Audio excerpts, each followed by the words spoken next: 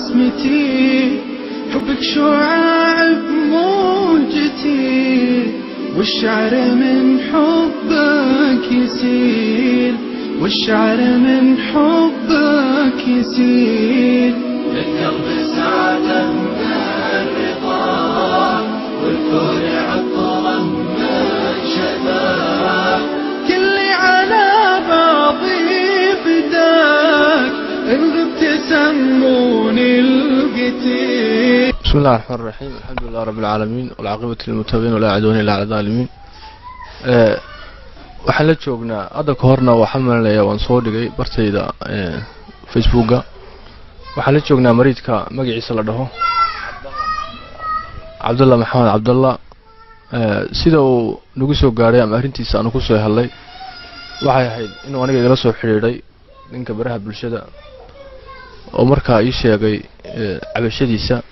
waliba aniga ciwaankayga gaarka iguma soo dirin, laakiin wuxuu ku soo diray shirkad qaybteeda xiriirada iyo waxa message-da inta badan anigu aan eegeego ayuu ugu soo diray.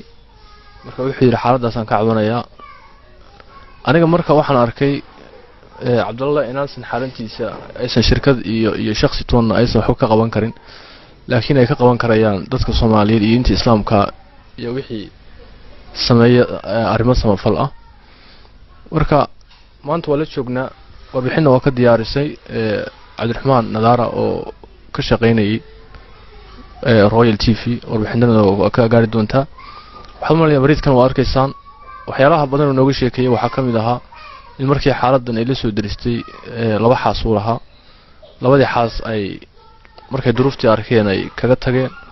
gabadheer baa hadda guriga noo soo tilmaamtay oo ahayd 6 jir Soomaa 6 jir 7 jir meelahaas weeyay. gabadha hooyadeed ma joogto.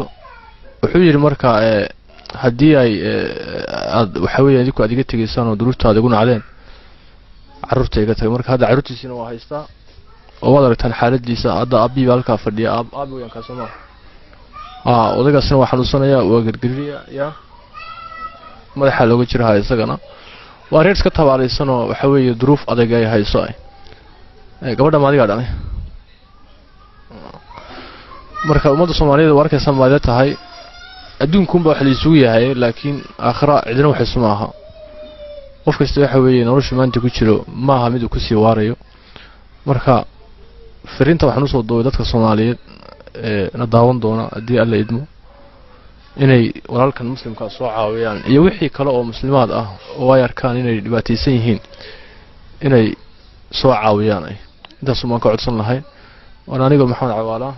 وعليكم السلام ورحمة الله وبركاته. بسمتي، حبك شعاع بموجتي، والشعر من حبك يسيل، والشعر من حبك يسيل. للقلب سعادة